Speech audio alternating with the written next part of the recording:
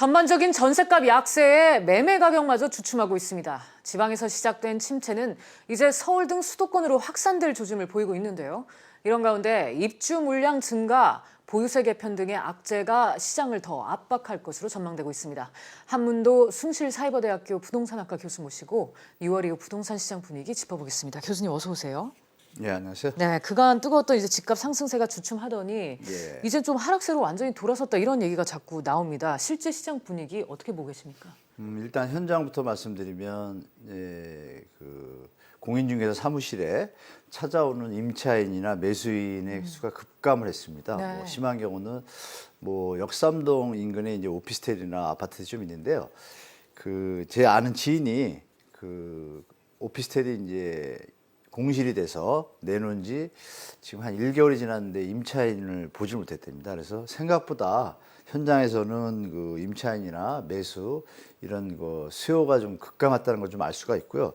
다른 편으로 말씀드리면은 요즘 뭐 기사에서 많이 보셨겠지만 여러 가지 요인들이 있죠. 또 기존의 뭐 대출 규제뿐이 아니라 여러 가지 대책들을 추가적으로 지금 이제 지방선거 시즌이니까 뭐 입후보자들이 많은데 그걸 보면 뭐 요새 입후보 이래가지고 입주 물량, 후분양제, 네. 보유세 이렇게 세 가지로 뭐 요약하는 기자분도 계신데 네.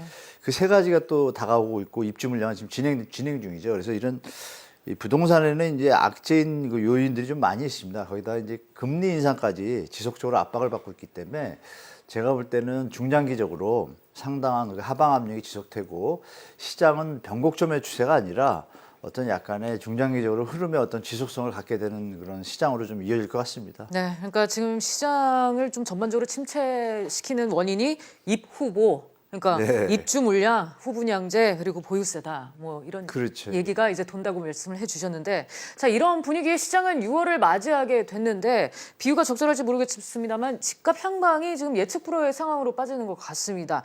당장 이제 5월 이번 달에 쏟아질 물량이 지금 시장 전망을 더 흐리게 하고 있다면서요? 이게 맞습니다. 사실 서울을 볼 때는 그렇지는 않습니다. 서울은 예전의 물량에 비해서 이렇게 증가하거나 증가폭이 크거나 그런 수준이 아니고 예전의 수준을 유지하고 있는데요. 문제는 이제 수도권이죠. 수도권의 입주 물량이 예년에 비해서 상당히 뭐 2배 수준에 가깝기 때문에 그 물량이 이제 소진되면 이제 탈서울 현상이 일어나가지고 전세 가격에 그래서 실제로 전세가 하락이 이루어지고 있는데요. 이 탈서울을 하는 어떤 사람들의 수가 늘어나면서 그것이 이제 서울의 이제 하방 압력을 또 주지 않겠습니까? 네. 그래서 서울의 전세 가격이 실제로 좀 하락하고 있고 이것이 뭐 불가피한 상황이 아니라 실제로 일어나고 있는 진행 상황입니다. 그래서 이 현상이 올해가 뭐 아시겠지만 현재 입주 물량이 평년에 보통 2000년부터 보면요.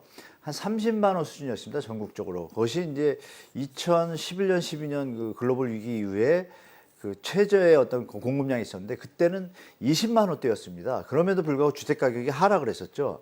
그러다가 이제 박근혜 정부의 활성화 정책으로 2014, 15년에 이제 분양을 좀 많이 했습니다. 그 물량들이 이제 올해부터 작년 말부터 올해 내년까지 이어지는데요. 네. 그러니까 내년까지 이어지는 현상이라고 미리 예측을 하셔야지 지금 아직도 1년 반 넘게 남았거든요. 그래서 이런 뭐 말씀 주신 대로 전반적인 하락세는 불가피한 상황이다. 이렇게 볼 수 있겠죠. 말씀 주신 대로. 예, 예. 이 한편으로는 주택 시장의 변곡점, 그러니까 다시 말해서 시장의 뚜렷한 윤곽은 보유세 개편이 될 것이다. 뭐 이런 분석도 나오고 있는데 그 부분에 대해서는 어느 정도로 보고 계십니까? 네, 지금 보유세에 대해서 뭐 많은 기사들이 나오고 실제로 뭐 많은 전문가 의견들이 많은데 지금 말씀하신 것처럼 시장에 큰 충격을 줄 거다고 하는데 저는 좀 그렇게 보지는 않습니다. 왜냐하면 네. 보유세 내용의 어떤 개편 방안이 여러 가지 방안이 있잖아요. 세 가지가 있지 않습니까? 세율 인상하는 방안이 있고 공시 가격 자체를 과세 현실화 가격에 맞추는 게 있고 그다음에 이제 공정 가액 비율이라고 이명박 정권 때 만들었던 약간의 유동성을 주는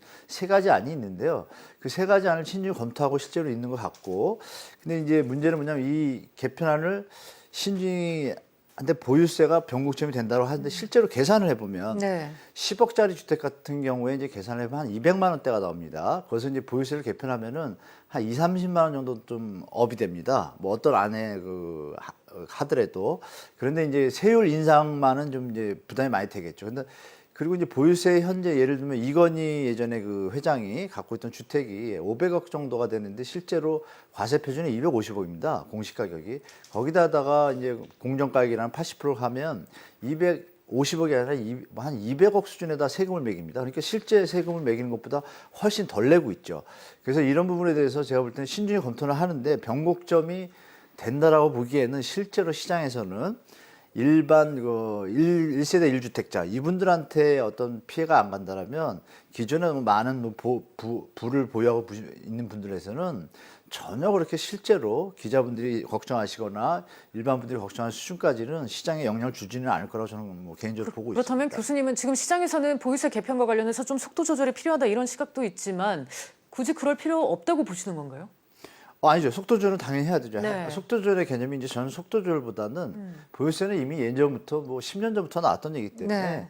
그 뭐 정부가 세금 싫어하는 정부가 없기 때문에 어느 정부가 그 짐을 안 나는 건데 제가 볼 때 이번 정부에서는 이제 지금 말씀 주신 대로 그런 부분에 대해서 좀 민감하게 받아들여 가지고 속도 조절보다는 이제 핀셋 규제를 활용하는 것 같습니다. 또 왜냐하면 이제 타겟이 주로 이제 기득권층이 좀 많이 그 어떤 정책들이 진행되는 게 이번 정부의 특성인데요. 이번에도 나타나고 있습니다.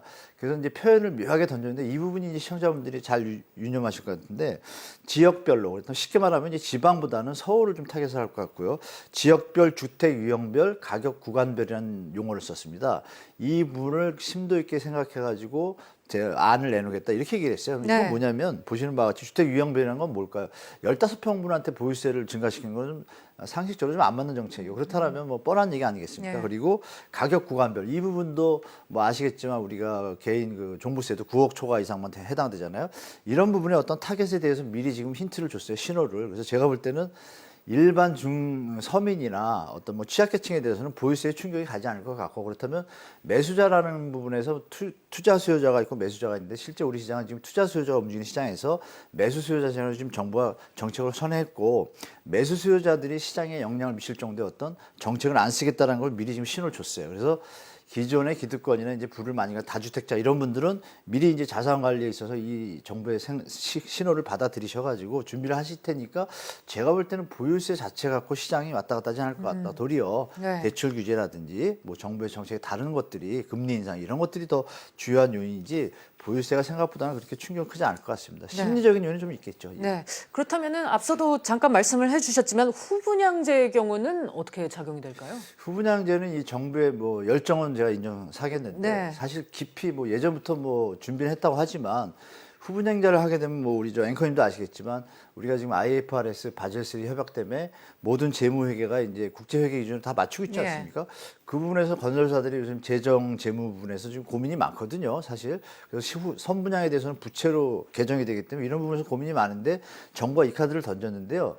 이것은 정부에서 후분양제를 하게 되면 건설사의 모든 자금을 투입을 해야 되기 때문에 금융 비용을 빌려든지 어떤 부채 상황이 또 발생합니다. 그래서 이런 부분에 대해서 정부에서 그 건설사의 재무 구조를 받쳐줄 수 있는 그리고 이제 지원 정책이죠. 예를 들어서 계약금이라든지 중도금이라든지 이런 부분들이 대출로 다 유지가 됐던 것인데 그래서 기성 공사비를 맞췄던 것인데 이런 부분에 대해서 과연 대한민국에 메이저 몇 개사를 빼고 중견사들이 그 자금을 다 충족할 수 있을까? 저는 거기 좀 의문을 좀 제기하고 그래서 그 부분에 대해서 아마 주택도시보증공사하고 정부 재정특위나 어떤 뭐 이쪽에서 그것을 이제 뭐 사고가 날 수 있는 건 미연에 방지하겠죠. 그런 부분을 충분히 내용들이 세팅이 돼야지 후분양제가 가능한데 지금 미리 던진 것 같습니다. 제가 볼 때 미리 던지고 제가 볼 땐 빨라도 한 몇 개월 정도, 6개월 정도는 충분히 검토를 하고 나서 자금 지원이라든지 어떤 대출의 어떤 비었던 자금의 어떤 그런 부분을 정확하게 세팅이 되지 않고서는 후분양제를 과감하게 시행하기는 좀 무리가 좀 따를 것 같습니다. 네. 오늘은 6월 집값 전망과 함께 이를 둘러싼 변수들을 두루두루 짚어봤습니다. 교수님 오늘 말씀 여기까지 듣겠습니다. 감사합니다.